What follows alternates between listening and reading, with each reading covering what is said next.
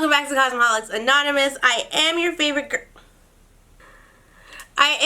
girl, BougieVyntage, and today's video is another tutorial talk where we are going to discuss the tragedy called love in hip hop. So this episode started off, well, let me just prime my face first.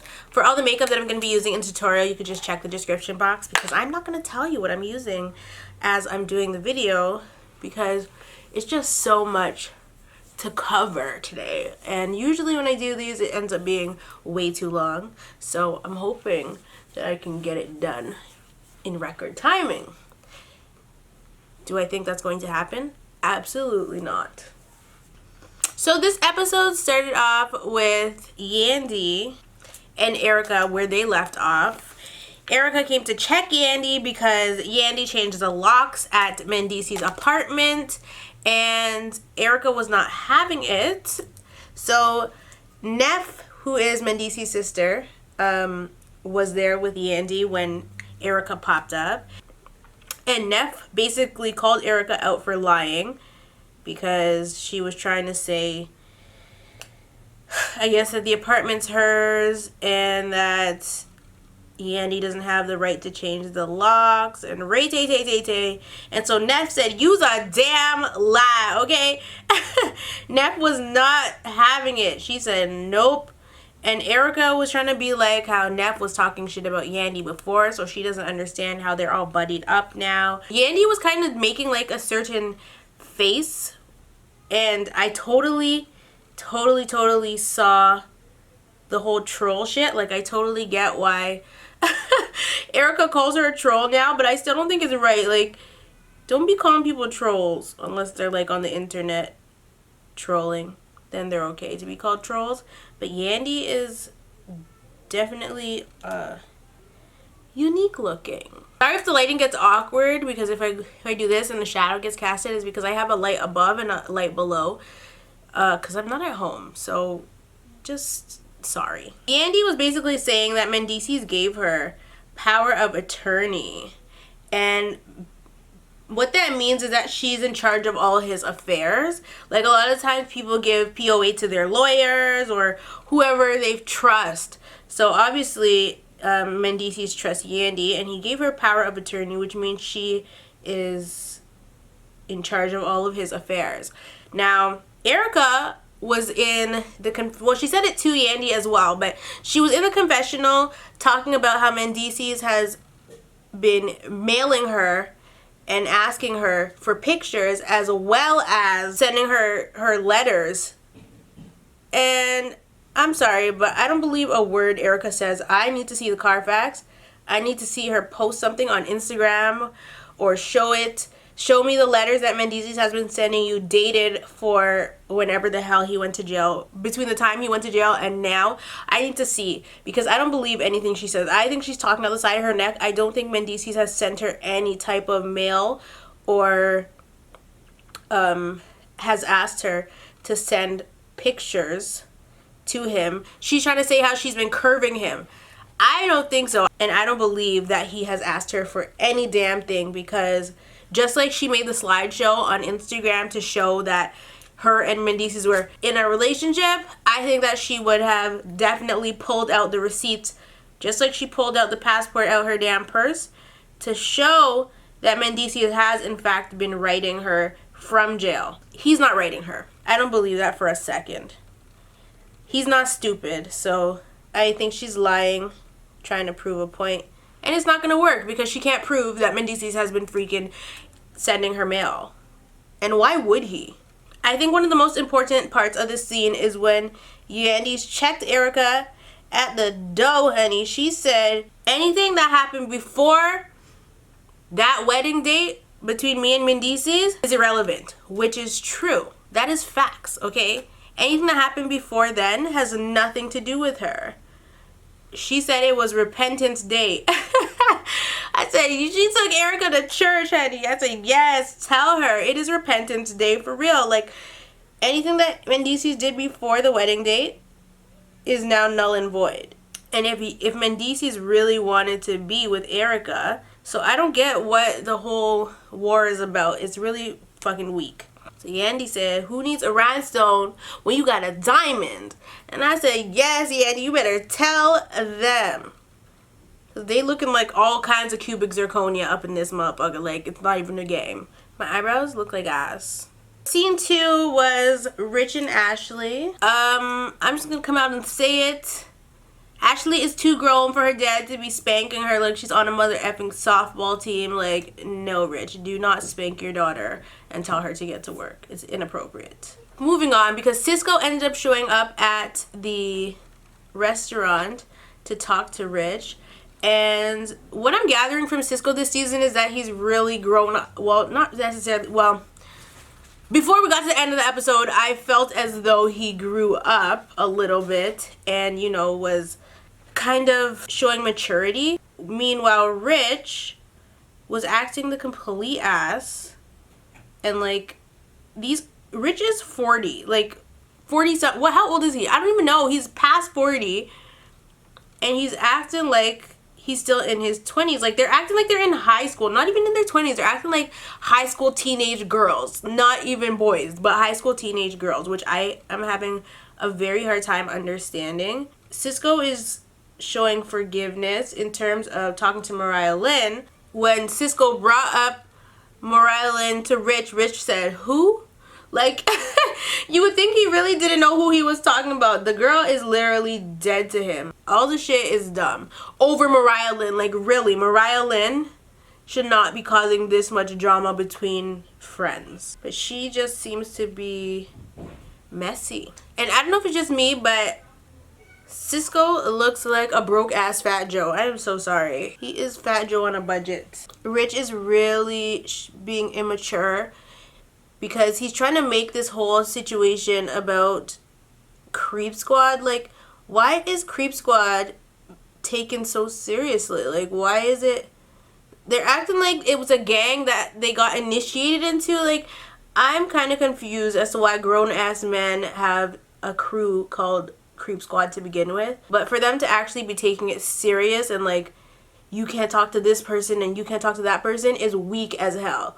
You are not about to tell me who I can and cannot talk to, 1. 2, you're a grown-ass man. Like, why do you care? And they're talking about loyalty this and loyalty that. It's not that deep.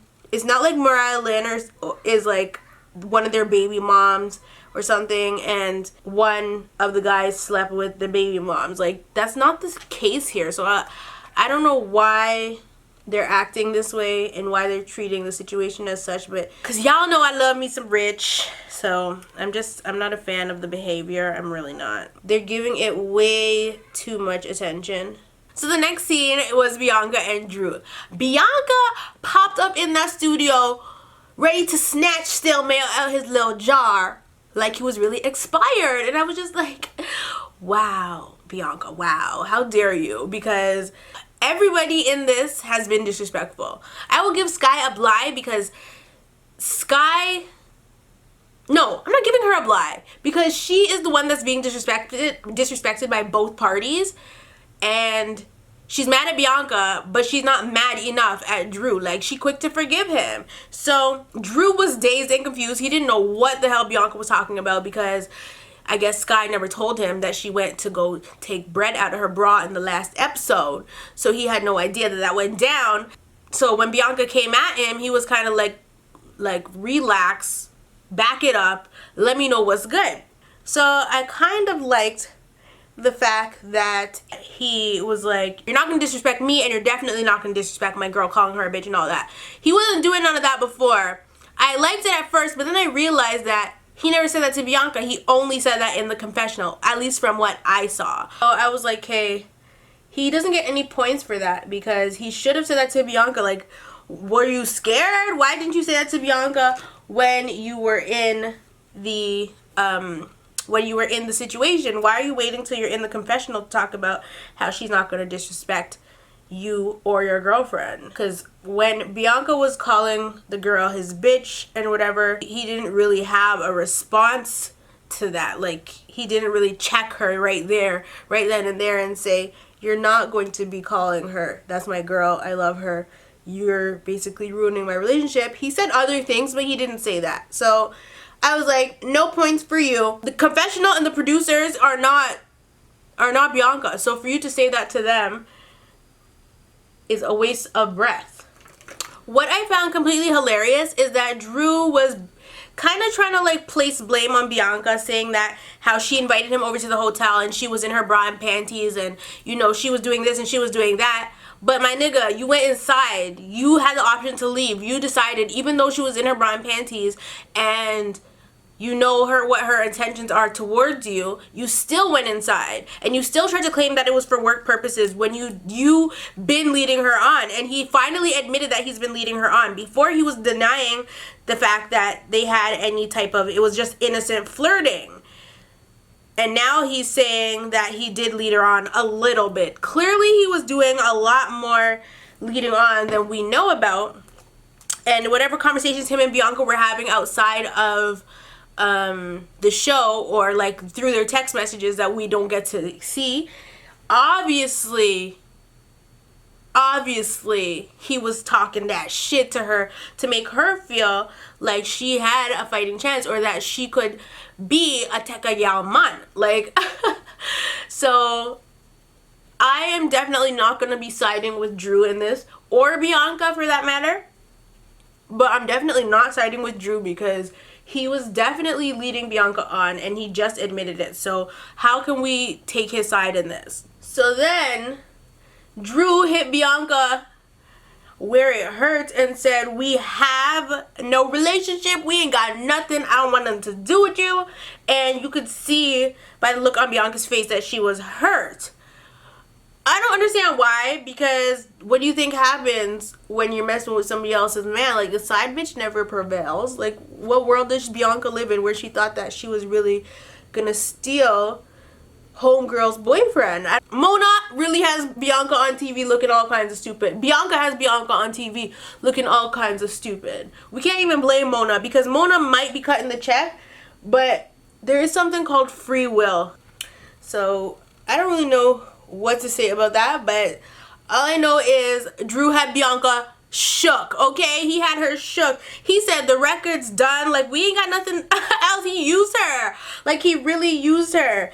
And then Bianca was just like, she tried to tell him to play her record. She's like, make sure you spin my record, blah blah blah blah blah.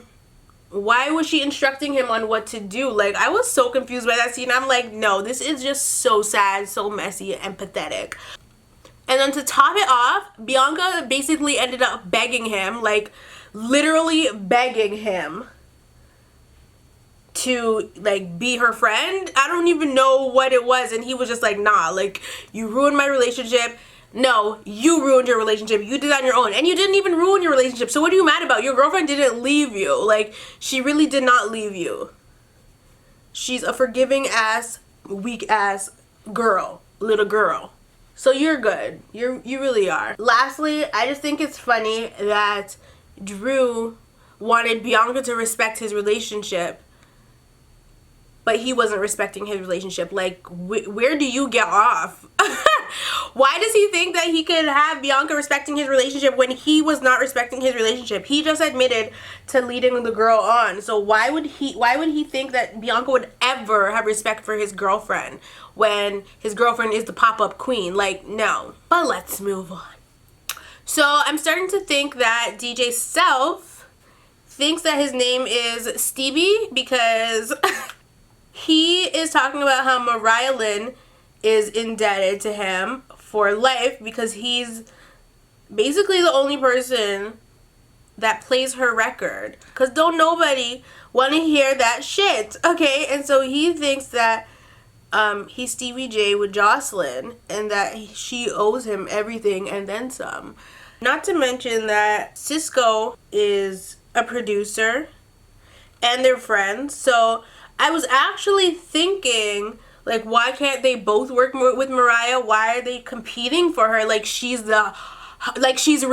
Like, why are they really going at bat for this girl, trying to get her to sign with him, trying to get, like, I need to understand that. Like, they really have Mariah gassed. She probably thinks she's hot shit because these two nobody ass producer and DJs are fighting over her. And I personally don't think that Mariah is somebody that I would want on my roster if I was in the entertainment business and was looking for fresh, new, talented talent. She would definitely not even make the cut. Like, I'm so sorry about it. Like, she just wouldn't make the cut. Mariahlynn, really. Like, these guys are really going ham for Mariah. There's a couple of things we have to address in this Cardi B scene, okay? The first thing is why the hell was there mold, crud, gunk, and dirt in the crevices of the bathtub? Why? That tub was absolutely filthy, and she probably most likely has a yeast infection after bathing in that bathtub. I hope she was wearing swim shorts in there, because the bathtub was absolutely gross. I was like, no. And I can't be the only person that clocked this, because if you didn't see the crud on the bathtub, you need to go and rewatch the episode and leave a comment below about the crud in the bathtub. Like, it was so nasty. I was like, no, Mona's not paying you enough to get a yeast infection. I'm so sorry. Like, you need to not bathe in moldy bathtubs. I don't know which hotel she was at, but it couldn't have been it couldn't have been the Four Seasons. It couldn't have been, I don't know, the Sheraton. Like, that was not even a Holiday Inn. Like, I don't know what hotel that was, but it was disgusting. The bathtub was gross, and she should not have been in it. I don't know why Cardi is encouraging the poetry, but she sure is. But she's saying that she's just gonna stay out of it because both of the girls are her friends, but she says she's gonna have popcorn because it's about to be real messy. It is very messy. It really is. The second thing I want to say about this scene, Cardi, do not ever try to speak patois ever again in your life. It wasn't as bad as I've heard some other people try to speak patois, but it was horrible, okay? It wasn't as bad, but it was still pretty horrible. I was like, no, she sounded like, I don't even know. And lastly, I realized that Cardi's boobs are so fake that they just like look like they were sitting on top of the water. Oh my gosh, they just look hard. Like, some fake boobs look really good. Hers though, I don't think her boobs look bad, so let me rephrase that. Some fake boobs look really natural, and some just look like hard. Like, her tits look hard AF. If I ever get fake boobs, which I probably wouldn't. I don't need fake boobs. That's so weird for me to even say. Like, if I were, but I'm saying, if I were to get fake boobs, I would definitely go for the saline, I think. Which one? Whatever the natural one is. Like, the one that Nicki Minaj and, like, Kim Kardashian have. That's the type of fake boobs I would go for, because the silicone ones, or whatever it is, look so unrealistic and unnatural. It's not even funny. I don't want my boobs to look like they're floating on water. My boobs are not Jesus, honey. They are not about to be walking across the water. I'm so sorry, but I just had to point that out. Okay, so the next scene was Mariahlynn at her little rehearsal with her dancers, and then Cisco was gonna come or whatever and talk to her. But I just need to say that in this scene, Mariah low-key looked like a $2 prostitute from Pretty Woman with that damn blonde wig on. I'm like, what is on her head? Why is she wearing that? I'm pretty sure it was synthetic. Like, I am pretty sure she had on a synthetic blonde wig with bangs, and I was confused. I was like, why, Mariah? Why? Who told you to put that on? And who told you it looked okay? And then she had the damn hat with the big ass M on it, and I was just like, no ma'am. Anyway, in this particular scene, Mr. Cisco popped up, okay? And it can't just be me. Anytime, I feel like Cisco needs a different name, because anytime I say it, I'm just thinking of the singer Cisco, like Thong Song Cisco. That's all I can picture. A black guy with blonde hair and a dragon tattoo and a belly button ring. Like, That's all I can think of when I say Cisco. But that's neither here nor there. My point is that Cisco needs to stop trying to be Mariahlynn's sugar daddy, because that's what I'm seeing here. That is what he's exhibiting. He's like, he's basically trying to win her over by saying she shouldn't be paying for whatever, and she's saying she pays for it all, and he's just like, what kind of management is that? Like, you shouldn't have to pay out of pocket for any of this stuff. It should be paid for. So he's trying to trick, like, he's trying to act like he got it like that, and I'm just like, okay, Cisco. Judging by how many people end up living in hotels on this show, I'm really starting to think that the paycheck ain't worth it. Bianca. Tara. Because it can't just be that all of these New York apartments look like hotels. It has to be hotels. Like, there's no way that these are real apartments. And if you guys didn't notice, Mariahlynn and Cisco are back to flirting. Anyway, the way Cisco was spitting to Mariah, I just felt like he was really doing the most. He was definitely trying to be some sugar daddy. He was trying to act like he has all this cash, but his chains look fake, so I wouldn't trust it. But Mariah must feel so special with these just big nobodies throwing themselves at her. I would feel so flattered. Anyway, moving on. So this next scene, what's his name? Mendices was ready to chew Erica's head off, okay? He came in there swinging, and Erica was all happy to talk to him. Well, not happy to talk to him, but like, she was all smirky and shit. She was ready to get smart on the phone. When he called her, she accepted the call. I need to know why she was dressed like she was some type of rich boss ass trophy wife in her little pink suit. Like, girl, bye. She wasn't going anywhere. I don't know why she was dressed like that. That's none of my business, okay? But I'm just saying, I know she wasn't going anywhere. She literally got dressed to get in that Uber to take that phone call, and then she was gonna go home and return those clothes back to Saks off 5th. Okay, not even Saks Fifth Ave. Saks off 5th. No shade to Saks off 5th, but the one in Toronto is... Toronto? Is it Ottawa? The one in Ottawa is horrible, okay? I don't know why it's there. I want to burn it down. It's so shit. I thought it was Saks Fifth Ave. I go downstairs and it's Saks off 5th. Do you guys know how mad I was? It has nothing to do with what this video, but I just need to let you know that I went to Saks off 5th thinking it was Saks Fifth Ave. And I didn't even know Saks off 5th was a thing. Like, I had no idea it existed. But, like, I was like, why the hell is this here in this mall? It's literally, like, worse than a Marshall's. A JCPenney? Like, I don't even know. It shouldn't be in the mall. I was offended. No shade to Saks off 5th. Anyway, let me continue. You blush. I knew I blush. But yeah, I just didn't know why she was dressed like that. Ain't nobody married to this bitch. She ain't no trophy wife. So I don't know why she was dressed like a Stepford wife. Like, I have no idea. Anyway, Mendices confirmed. I'm pretty sure before in like the previous episode, Erica was trying to say like that's where her and Asim sleep. Like, she was trying to act like she needed that apartment. And so I think in the last review I did, I said I feel like she's just mad she doesn't have access to it anymore, but she doesn't need to go there for anything.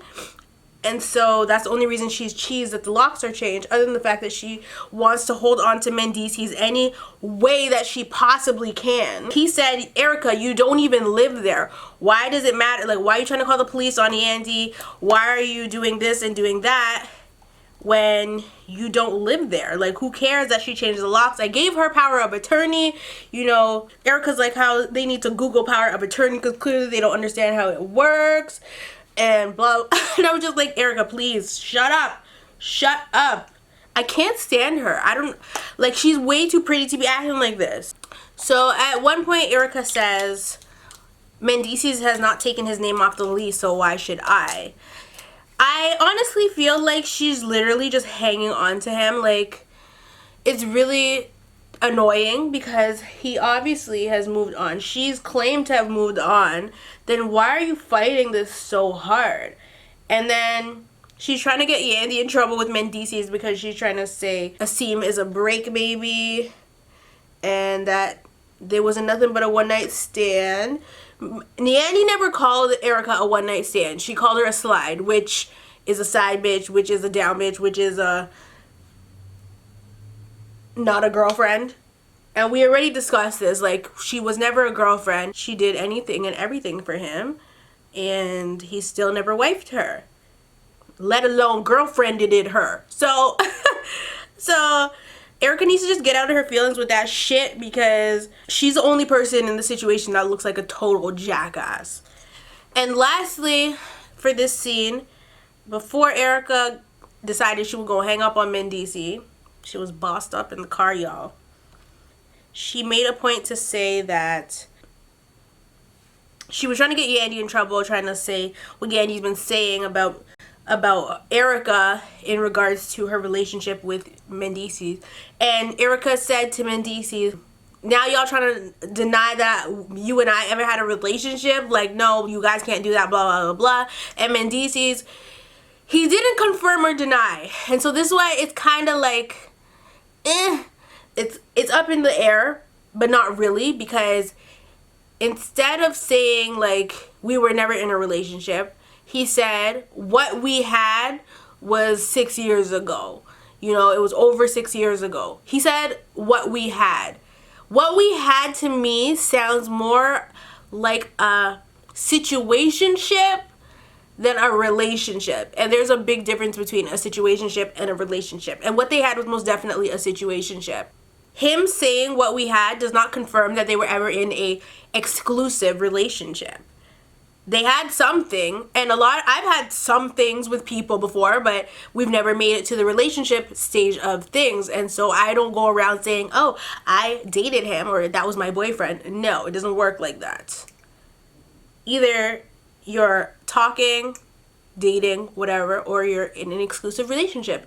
And the talking part and the dating part happens before the relationship. And if that's what they were doing and they ended up with a baby, because a lot of the times, sometimes when you're dating people, you end up fucking them. That's clearly what was happening here.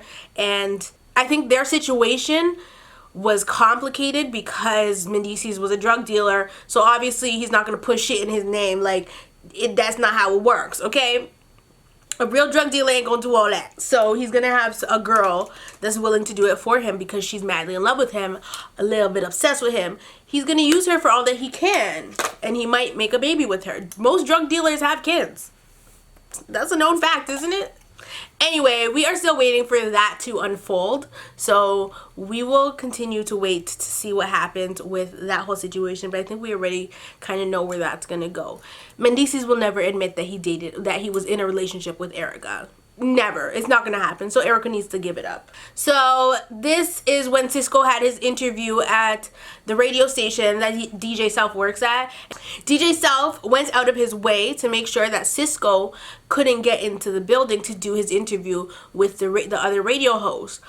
That was more than corny, more than whack. It was stupid. It was immature. It was some high school shit. Like, he was trying to, like, he just was trying to use his power, which he doesn't have a lot of anyway, to block somebody else from doing their job. Like, it was just corny. Like, self-stop, please. You're a grown-ass man. Why are you being that petty?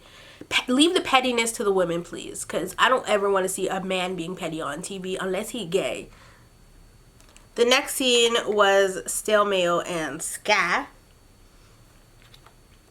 And Stale Mayo is really looking like a broke ass Marshall Mathers. I can't even deal. Sky's hair looked like it got wet in the damn rain. But at least it was real. Okay? At least her hair was real. So I'm not going to get at her, because I'd rather see hair that looks like it got wet in the rain than a busted ass wig. When your hair is natural, I feel like it can be as messy as you want it to be, and nobody can tell you anything because it's natural. But yeah, Marshall Mathers always comes with the sick J's. Like, I always look at his feet when they get a glimpse of them on camera, and I'm just like, oh, he got the sick J's, honey. Yes. So he's probably paid well from the radio. Not from Mona. Definitely not from Mona. If he was just being paid for Mona, he would only be able to wear Skechers. Like, but he got the Sig J's on. Shout out to Stale Mayo for having some cool ass running shoes. Like, yes. Anyway, in this scene, basically, Drew is trying to get Sky to move in. After all that has transpired, I think he has some freaking balls on him. Like, how dare you ask this lady to move in with you after all that you've done? And his reasoning is because he wants to move forward and prove to her that he can be trusted and that there's no more Bianca in the picture. But there should never have been Bianca in the picture to begin with, and you should have been able to have been trusted to begin with. So for that, he gets absolutely no damn points. And I just want to know why Sky is so quick to forgive him. Like, she should have been left his ass. I don't understand why she's so quick to forgive him. She should have left him a long time ago. For her to even be considering moving in with him is absolutely outrageous. I think she has low self-esteem or something, or she's like lacking some self-respect because she doesn't know her worth as a woman. Every woman has a breaking point. I guess she just hasn't reached hers yet when it comes to Stale Mayo. I actually hate when they do the overly dramatic slow walk-in scenes. They're actually so annoying. I don't understand what the point of them is. I think I don't know if it was Cisco or DJ Self in this particular walk-in scene, but I was just so annoyed. I just want to turn off the show. I'm like, why did they do this? And then like they'll be talking in the background, so you just hear their voice, but you don't see them speaking, and then they're just walking in mad slow for absolutely no reason to add drama. Like, it's unnecessary. I'm not here for it. Anyway, in this next scene, Mariah has on her overly plucked blue lace front again. The one that I said looks like wide open booty cheeks. Like, I don't know why they don't retire these wigs. They're so bad, you guys. They're absolutely horrendous. And I will be damned to be caught in one of those wigs. But anyway, Mariahlynn had a performance. She was performing, and I was just trying to figure out what the lyrics to the song were, because it was absolutely horrible. It was atrocious. It was a mess. And she needs to stop, because she should not be a rapper. I don't know what she can do in the like, I don't know. She needs to get into like PR or something behind the scenes, because she's definitely not going to prosper as a rapper. During her performance, Bianca shows up, and Bianca is, guess what? In a bra. Still in a bra. For what reason, I do not know. She just lives in a bra. Like, she always has a bra on. She always has a bra on. And I think she needs to come out with a bra line. But she's still in a bra. At least this time she had on a flannel with her bra. But she still made sure that the flannel... Did she forget to button it? I don't know. I think she did, because usually she just has a bra on. But today she had on a shirt over the bra that required buttons, but she did not button it. And so I'm thinking she may have forgotten to button the bra. I mean the shirt. That could very well be the case. And if it is, we can forgive her. On the plus side though, Bianca's tummy is goals. Her stomach is so cute. It's popping. I wish I had that stomach. Like, it's so cute. Anyway, Mariah comes off of stage, and she's actually quite excited to see Bianca, but the feeling is not mutual. And Mariah immediately realizes something's wrong with Bianca, so she's just like, what's the matter? Why you look like that? Like, why you looking salty? And Bianca's like, I just think it's funny how... She hit her with the I think it's funny how, and I absolutely died. I was like, nope, there's no way. She did not do that. Like, you know somebody's actually so mad if they start their sentence off with, I just think it's funny how. Like, that's what you say to your boyfriend when he pisses you off. But she hit Mariah with that and let Mariah know, like, she let her know that she knows that she is the reason that Sky popped up to the hotel.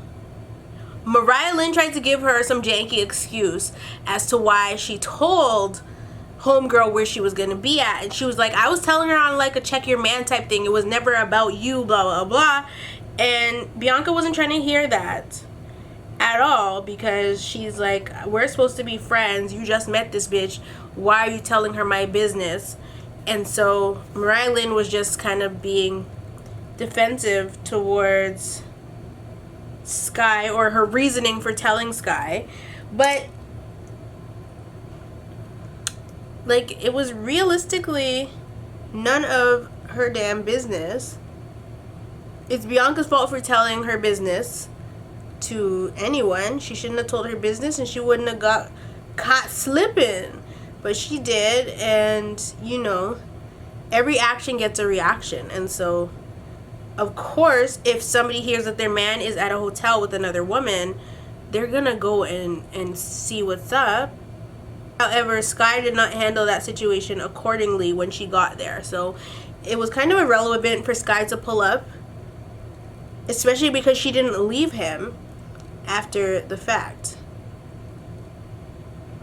So it was kind of like, what was her point in going to see what her man is up to when there's not going to be any change or resolve in the relationship? The thing about this whole situation with Bianca and Mariahlynn, I feel as though Bianca definitely should have addressed Mariahlynn. However, I don't feel that this was the time or the place. Bianca would definitely not like it if Mariahlynn showed up at her event, like before the event was even over, to question her about something like that and to start drama, because she ended up throwing the drinks, which obviously Mona sent over there, because why would that lady have gone over there with the tray of drinks? There was at least 6 drinks on that tray, and Bianca hit the tray out of her hand. It was so perfectly timed that you have to realize that this is 100% scripted. Like, they sent her in like 3, 2, 1, go, walk in. Like, get in the scene right now. She walks over, Bianca sees an opportunity there and dashes the drinks at Mariahlynn. And I was just like, this show's too much. Like, this show is too damn much. There's absolutely no way that this just happened on TV. Like, why? But I definitely disagree with Bianca's behavior in terms of, like, why are you doing this now? She could have told Mariah, let's meet up for lunch or something, like, you know, especially because they were friends. Despite the fact that she feels betrayed by Mariahlynn, she should definitely have gone out with her to talk and see if they can, you know, mesh it out. But obviously that wasn't an option. So Mariah is actually pissed about that, because she's just like, why are you throwing a drink at me? Like, throw hands, which I agree with.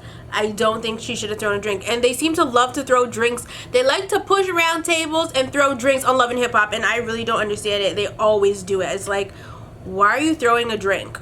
Why? You have 2 hands, 2 feet, a head. Like, you could throw a head, but why are you throwing a drink? Those drinks cost money. Your hands is free.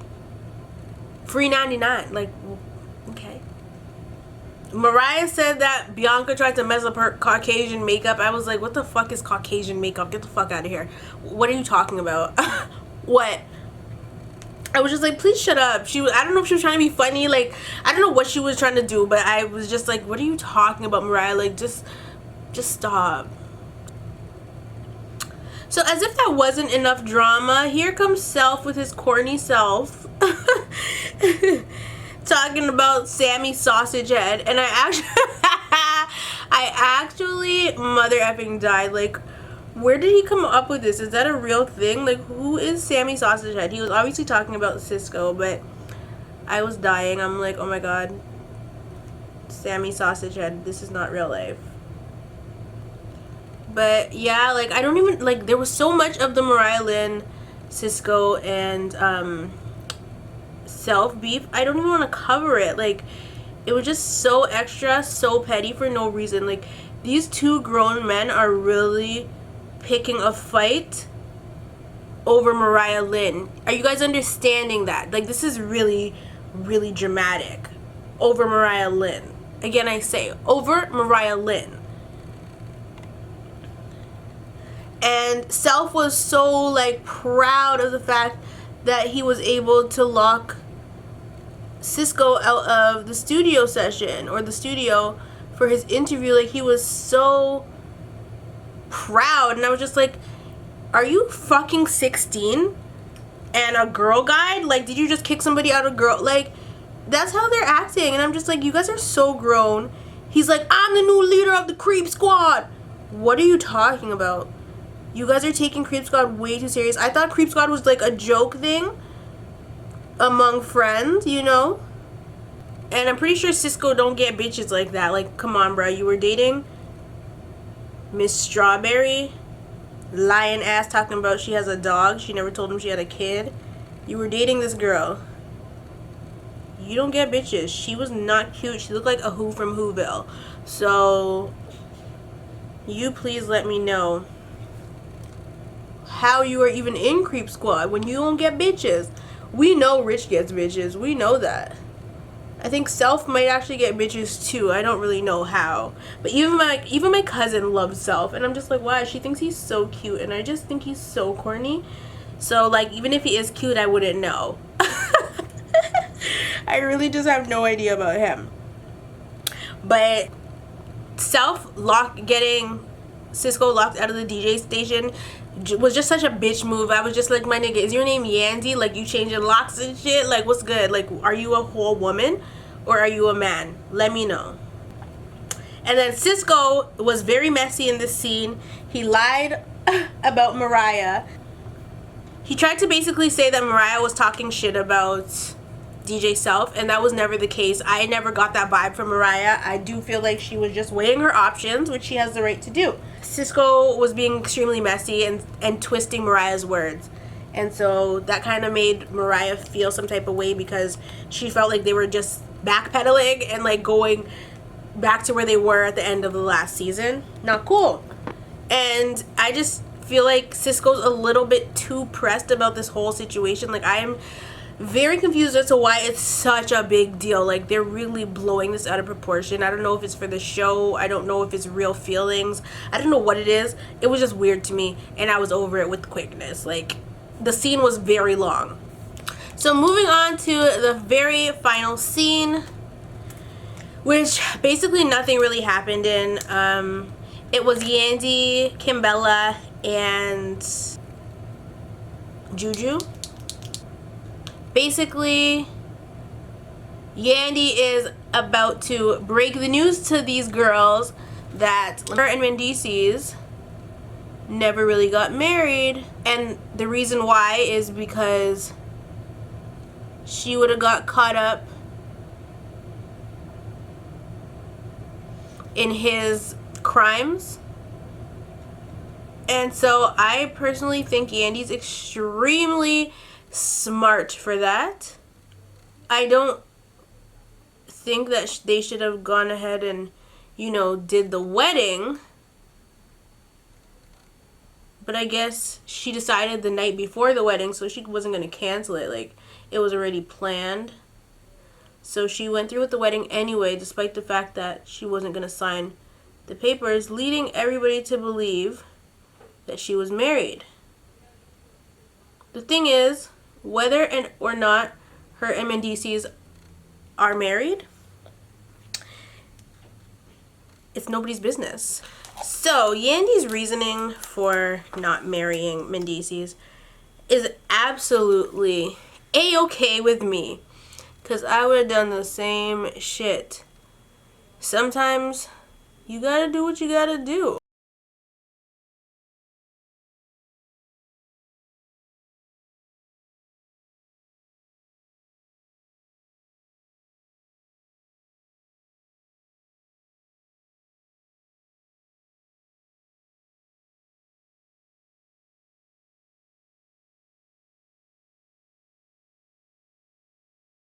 Now, what I'm most excited for is next week, honey, because Rem is finally going to be in the next episode. However, I do not want to see Jay. Jay is back in the picture. Like, why didn't she go back home?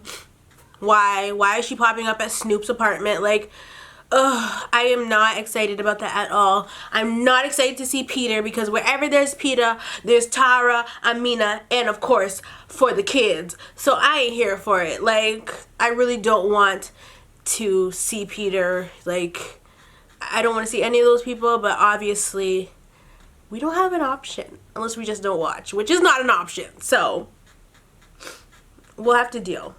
Next week looks like it's going to be lit. So I'm going to definitely tune in. I will definitely see you guys in the next one.